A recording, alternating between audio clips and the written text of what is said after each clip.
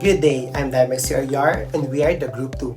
We are here to share our analysis of recap coffee using system thinking. Based on our affinity diagram, we learned that performance and reliability emerge as the most important quality dimensions. Customers care deeply about how the coffee tastes, whether it consistently meets their expectations, and if the service is reliable. This aligns with the idea that in food and beverage businesses, the core product quality is a foundation for customer satisfaction. To study these problems, we use system thinking and made a causal loop diagram or the CLD. This helps us see how the different parts of the cafe affect one another.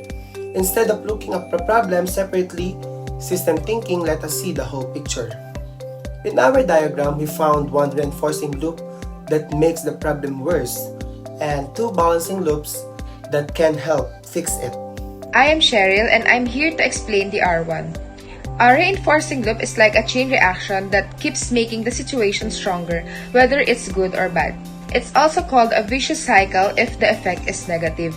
Focusing it on the causal loop diagram of recap, if product quality is inconsistent, customers may feel less satisfied.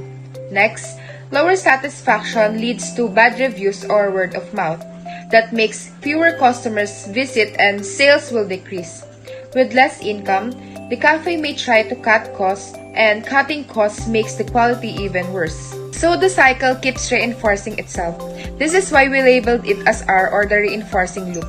We choose the product's consistency and quality because according to the customers, it would be a big dissatisfaction for them if they experience this kind of problems, and it would grow bigger over time if it's not fixed.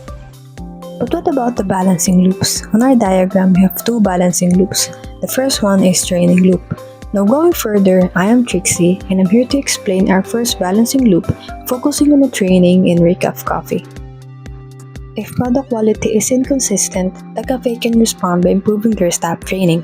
With better training, baristas and kitchen staffs became more skilled in preparing food and drinks at the same way every time. This leads to more consistent quality, which make the customer satisfied again. When customers are satisfied, they continue to support the cafe, which gives the business enough resources to keep staff trained. That's why we label it B. It balances the system and prevents the negative cycle from getting worse. Now let's talk about the quality control loop. For the second B, I am Jocelyn Salonga and let me explain it to you. The next balancing loop for the recap focuses on quality control. If inconsistency in products happens, the cafe can introduce standard recipes and processes. Following these standards procedures, make sure that the taste and the presentations are always the same no matter who prepares it. This consistency increases customers' trust and satisfactions, which encourage them to keep coming back. Their loyalty helps cafe boost their sales again, which helps maintain the quality system in place. That's why this is also labeled B, because it balances and stabilizes the system instead of letting the problem grow. The reinforcing loop will become worse if it is ignored. That is why the idea is putting a balancing loop that gives a solution to help fix the major problem in your cafe that could possibly affect their overall performance in the business industry. To summarize the whole idea of creating a causal loop diagram for recap, it shows that inconsistent quality can create a dangerous reinforcing loop that damages customer satisfactions and revenue of the business.